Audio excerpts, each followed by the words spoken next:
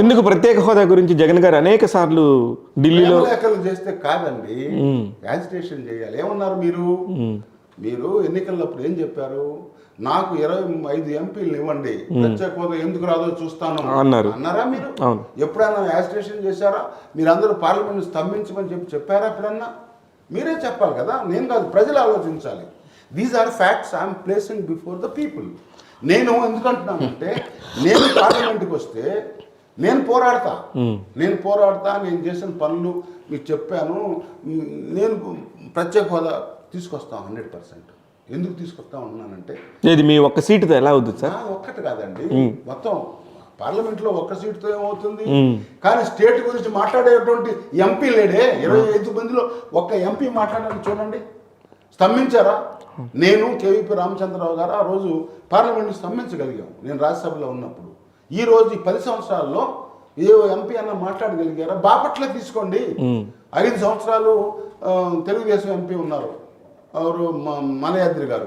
5 సంవత్సరాలు మా బ్రదర్ తమ్ముడు సురేష్ ఉన్నారు. ఎప్పుడైనా వీళ్ళిద్దరూ అసలు ప్రజల దగ్గరికి వచ్చి ఒక ఎంపీ ల్యాడ్స్ కింద ఈ రోడ్డు వేస్తున్నాము, ఈ మంచినీటి పథకం చేస్తాం, నేను చేసిన వాటిలో ఏమైనా చేశారా? అసలు పార్లమెంట్లో మాట్లాడారా? ఎప్పుడైనా సరే ప్రజల గురించి పట్టించుకున్నారా? మీ ఊరికి వచ్చారా అని వాళ్ళు అడుగుతా ఉన్నా నేను. ప్రజలకు సమాధానం తెలియాలి కదా. ఏ ధైర్యంతో జేడి శీలం గారు ఇంకా కాంగ్రెస్లోనే కొనసాగుతూ ఒక్క సీటైనా సంపాదించాలని మొండి పట్టుతో ఎలా ఉన్నారు? ఏమండి, కాంగ్రెస్ కాదండి ఇక్కడ. కాంగ్రెస్ పార్టీ అనేటువంటిది ఇప్పుడు కాదు, 140 years చరిత్ర ఉన్నటువంటి పార్టీ.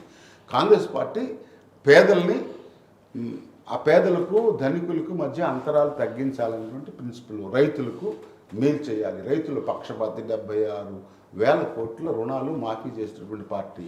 ముఖ్యమంత్రి ఎవరైనా ఉండొచ్చు, కాంగ్రెస్ పార్టీ. రాజశేఖర రెడ్డి గారు ఇంకా వారిని ఇన్ఫ్లుయెన్స్ చేసి కొన్ని కొత్త స్కీములు తీసుకొచ్చారు. I know that. కన్విన్స్ చేసి ఆరోగ్యశ్రీ కానీ రూపాయి ఒక వడ్డీలు కానీ పావల వడ్డీ మేమందరం ఆర్గ్యూ చేసి తీసుకొచ్చాం. సో అవన్నీ ఉన్నాయి, కానీ అవన్నీ స్టేట్స్లో కూడా పెట్టారు కదా కాంగ్రెస్ పార్టీ అనేది. ఆ సిద్ధాంతాలు లేవు ఇప్పుడు ఉన్నటువంటి జాతీయ పార్టీకి. జాతీయ పార్టీ మీరు చెప్పినవన్నీ అబద్ధాలే కదా.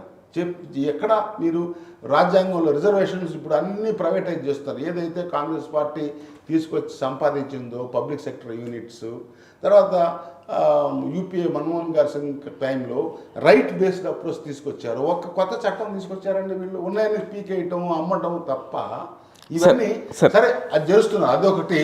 రెండోది, మాకు తప్పనిసరిగా రాహుల్ గాంధీ గారి నాయకత్వంలో పార్లమెంట్లో అన్ని పొలిటికల్ పార్టీస్ కలిపి ఏదో ఒక ఆశ ఉంది. ఇంకా ఇది ఇండియా కూటమి అక్కడ వస్తుందనేటువంటి ఒక ఆశ అయితే మాకైతే ఉంది. కష్టపడి పనిచేస్తూ ఉన్నాం. ప్రజలు రాహుల్ గాంధీ ఒక్కడే ఇష్యూస్ రైజ్ చేస్తున్నాడు, మిగతా వాళ్ళందరూ డైవర్ట్ చేస్తా ఉన్నారు ఈ బీజేపీ వాళ్ళు. రెండోది, ఇక్కడ స్టేట్లో ఈ ముగ్గురు చేస్తున్నటువంటి పనికి పార్లమెంట్ సభ్యులు ఎవరైనా మాట్లాడినటువంటి ఒక సందర్భం చెప్పండి, యాజిటేషన్. కాబట్టి ఇంకా నాలాంటి వారికి తప్పనిసరిగా గౌరవం ఉంది, అవకాశం డెఫినెట్గా ఒప్పుకుంటాను సార్. వ్యక్తిగతంగా మీకున్న పాపులారిటీని దృష్టిలో పెట్టుకొని మీరు పోటీ చేయడంలో తప్పలేదు.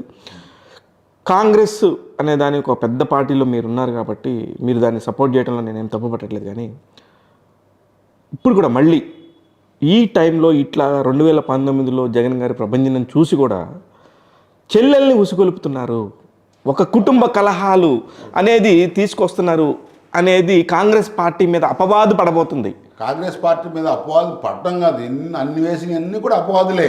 ఓకే, కాంగ్రెస్ పార్టీ మీద వీళ్ళు వేసిన అన్ని అపవాదులే. అది భరించే 10 ఏళ్ళు శిక్ష వేశారు మాకు. షర్మిల గారు ఒక మాట మాట్లాడుతూ, షర్మిల గారిని మేమేమి వెళ్ళి తీసుకొచ్చి చేయలేదు, వస్తానంటే అడిగారు. ఆమె కూడా చెప్పింది, మీ కుటుంబంలో మేము కలహాలు తీసుకురావడానికి మా ఉద్దేశం కాదని కూడా చెప్పారు వాళ్ళు. ఎవరు చెప్పారు? ఇంటర్నల్ డిస్కషన్స్లో Congress party will never encourage కుటుంబ కలహాలు చేసి. సార్, వైఎస్ రాజశేఖర రెడ్డి కూతురు షర్మిల, కొడుకు జగన్మోహన్ రెడ్డి అని కాంగ్రెస్ పార్టీకి తెలీదా? ఎందుకు తెలియదు? మరి అది ఇప్పుడు ఎట్లాగూ మీరు ఆయన వైఎస్ఆర్సీపీకి సీఎంగా ఉన్నప్పుడు ఆయనకి పోటీగా ఇక్కడ వెళ్తుంది ఒక మనిషి అంటే ఆటోమేటిక్గా మీరు ప్రోత్సహించినట్టే కదా. రాజకీయాల్లో అన్నా చెల్లెలు కానీ, తల్లి కొడుకులు కానీ, తండ్రి కొడుకులు కానీ వేరు పార్టీల్లో ఉండటం అదేమన్నా కొత్త? దేశం మొత్తం మీద ఇట్లాంటి పరిస్థితి ఉన్న ఇంకొక రాష్ట్రాన్ని చూపించండి సార్. అరే మొన్నటి వరకు వసుంధర రాజే వసుంధరాజా కావచ్చు, ఇంకా చాలా ఉన్నాయి. Why Vasundhara Raja take in Tamil, కర్ణాటకలో ఉన్నాయి.